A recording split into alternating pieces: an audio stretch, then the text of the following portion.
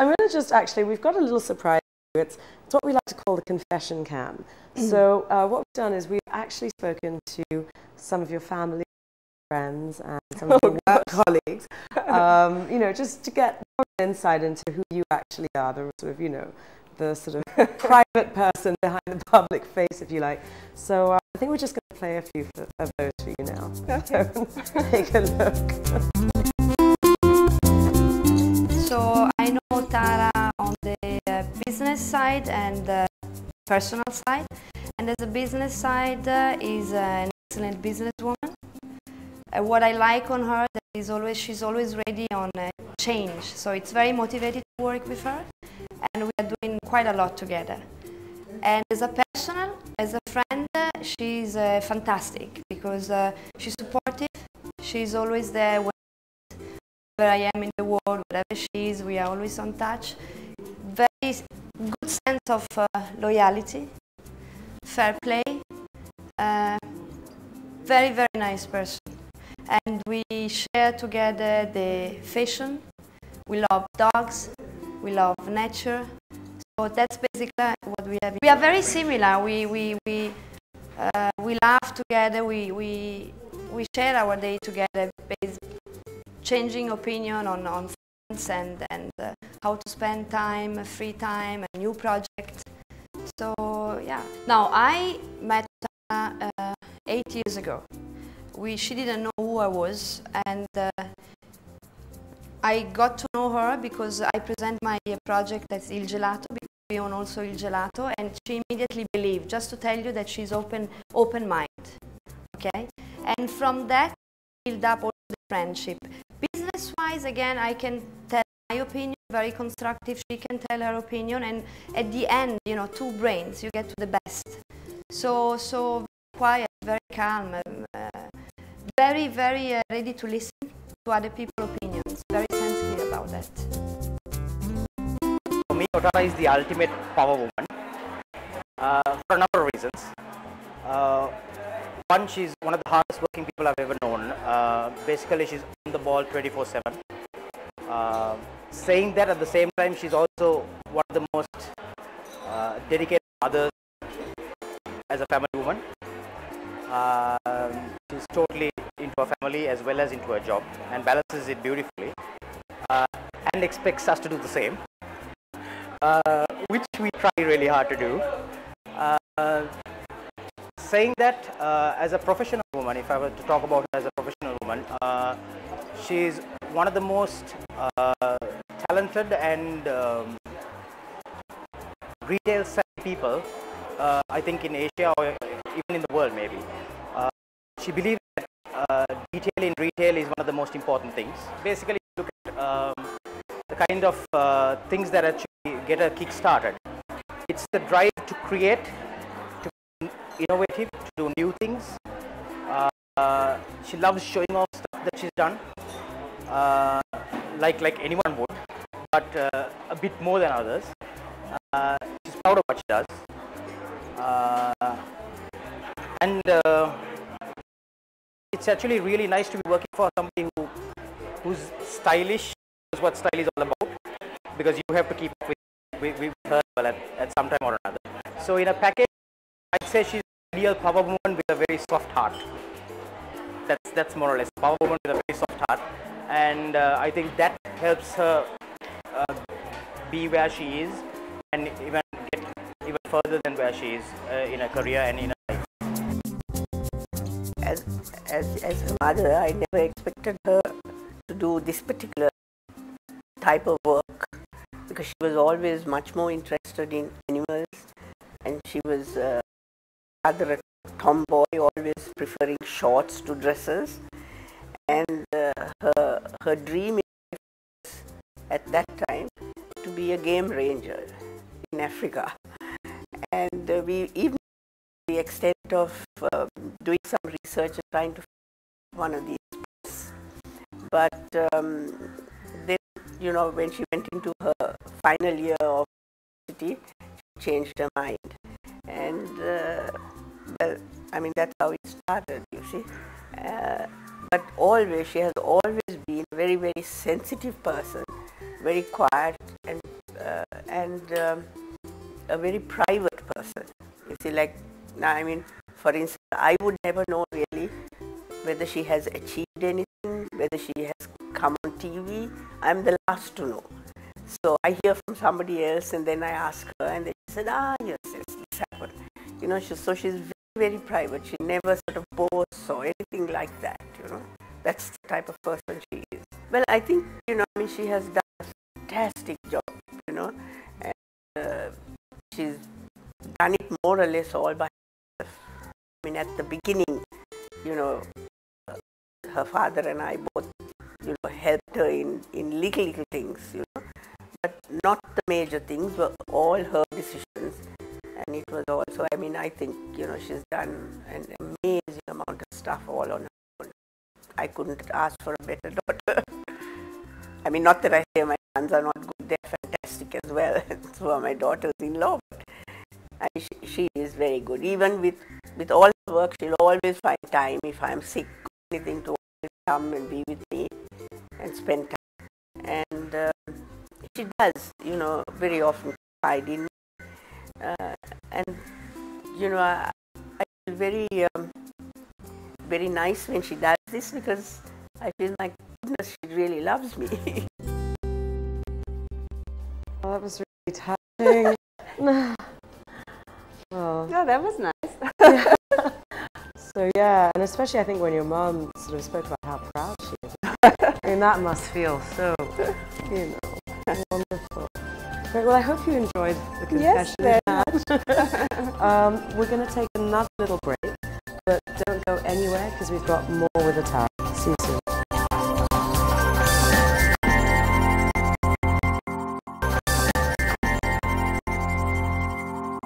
Well, welcome back to Power Women. We're here today with Otara.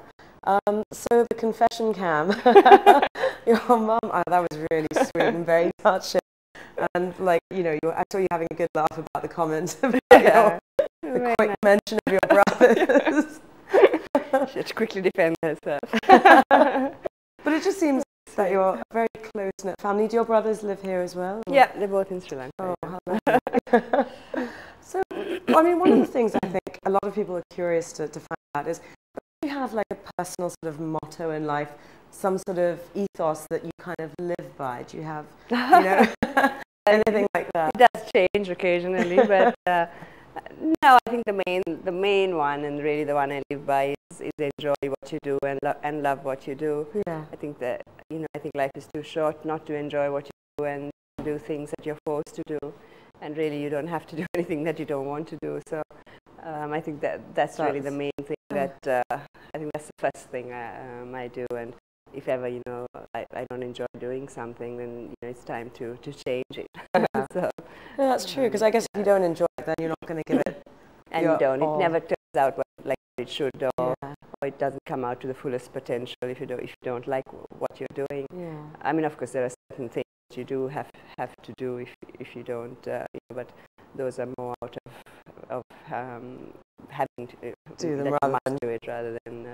But in general, I think that's the rule I live by. Yeah. Another thing that I want to ask you is, I mean, how do you, because obviously running your business, I mean, it's huge and it's hugely successful. I mean, what do you do to just kind of de-stress or decompress and just take time out? I mean, how do you kind of let go of everything and relax? Because I mean, I'm sure you might need those days just to... Yeah, very much so. And now, actually, there was a point in my life where I never did that. Yeah. And then, you know, it does get to a point where it's too much. But, I now make an effort to... I'm not stressed, actually, anymore. I used to be, but, you know, I think you can, if you balance things correctly and you have the right mentality, and you know, you can live every day without it being too much. And I think when you push yourself to a limit of excess, then is when you tend not to be well balanced, and everything gets thrown off, you know, off balance, and that's when you start feeling you don't feel good. Yeah. So you know, I do my workouts, which I make sure I do every day. Of course, on some days I do miss it, like like today. And then I also take time out. You know, I do take a few days off to go on holiday with my boys, or because it's the only time I can really. Because even if I'm in Colombo and with them, generally there's some distraction, you know, work-wise or phone call or something.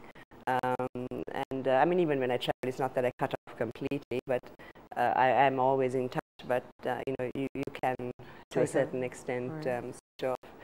And I read more sort of business things and inspirational things, and which also helps me look at things differently. And I like to see, you know, things, how you can think differently, how you can look at things differently. And sometimes, unless you read about it or you learn about it, you don't really see it, because, you know, you live every day with a certain mindset. And I think you need to be open to change and really understand what the world is about. I don't mean the material world, but I mean, you know, there's a lot of energy things and spiritual things and everything that can really help you, and which we don't really use, and we don't make an effort to understand, which can actually be used for your benefit, and actually are there, which we have ignored. And so those are the things I'm interested in at the moment. And who would you say, because you sort of mentioned that you read a lot about, you know, inspirational people and, you know, other sort of successful business people in there. I mean, who would you say inspires you most? I mean, do you have one particular business person who you think? Not one particular, but there are many. But I would say, you know, people like Richard Branson and Anita Roddick, and I mean, those sort of people, again, very similarly to me, started from nothing, and you know, that's what I would aspire to be, basically. But you know, again, it's just, I mean, they're different to who I am, so how they do things and how I do things would be different. They live in a different environment than I do, so what I do will have to be different. But you can still learn a lot, and you can understand the way they, you know, how they think, and you know, use parts of it that are useful to you. Yeah, which is fascinating, actually. And Branson is fascinating. That whole story. I mean, what would you say would be the next sort of step for Adele? Do you have? I mean, you know, I'm asking for like trade secrets kind of thing, but I mean, where do you see yourself going next? Oh, far. At the moment. Wonderful, well, fantastic. No, there's a lot of opportunity, I think, and I mean, I see that now. That's really what I've been spending a lot of time on, looking at and seeing how we can, what the next step is. Because there's been a period of, you know, wondering what I want to do next, where I want to take the company next, and then, you know, it's being influenced by a situation in the world, a situation in the country, a situation in the head, which way I want to go. So it's a whole combination of things. So I think I figured it all out now. And I enjoy what I do. I love what I do, and I see amazing potential for Adele, both in Sri Lanka and outside. I see amazing potential in Sri Lanka, which is very encouraging. So I'd like to take advantage of both of those, and I do have some plans for the next 6 months, which have begun rolling, and which hopefully you will see rolled out soon. Fantastic. Can't wait. So yeah, you'll see a lot of changes happening within the company and within Adele, you know, expanding and new things happening, new product ranges. I mean, lots of new things. After we come back from the break, we have something that we like to call the dreaded 10. Which is sort of, you know, I'm already dreading it. They're not too bad, I say jokingly. So it's just like, it's a quick question round. You've got to kind of give me the first answer that pops into your head. So, pressure. It's going to be a lot of fun after we come back from the break with Otara and the dreaded 10. See you then.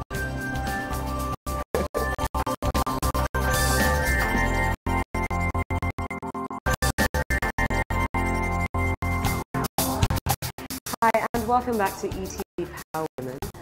We have with us the founder of Adele, the fascinating Otara, who I'm now going to subject to the dreaded 10. I'm shivering.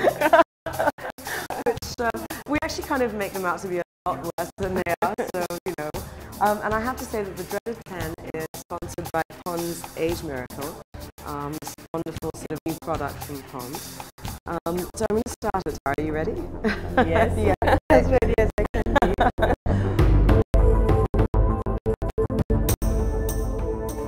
What's your favorite word? Love. Love. Okay. Well, that's a good one. What makes you lose track of time? Work. Okay. Not love. Love of work. What's your deepest fear? Fearless. Fantastic. If a movie were made of your life, who would play the lead role? Audrey Hepburn. Oh, super. What would you do if you hadn't done Odell? I'd be sitting on a beach in the Caribbean. Take like that. Hasn't happened, so I don't know. What's your idea of happiness? Every day. Every day, every moment. Oh. Would you ever run for president? No. Never. What do you like most about yourself? My ability to laugh. Where'd you go to be in Oh, gosh, no. My bedroom. And the last one, if a group of aliens walked into Adele, what would be the first thing you'd say to them? How much money do you have to spend?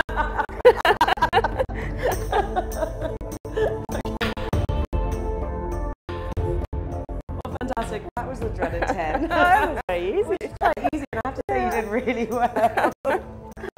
Yeah, we make them out to be a lot worse than they are. You know, we don't want to put you through the ringer, but yeah. So, well, we've done that, and I hope you've enjoyed doing it because I've absolutely enjoyed talking So to thank you you today. for having me. No, it's been really fascinating. I think you know, very insightful as well, and I'm really glad that you agreed to come on the show. So thank you. It's been a pleasure. So much, and I hope you've all enjoyed it as much as I have.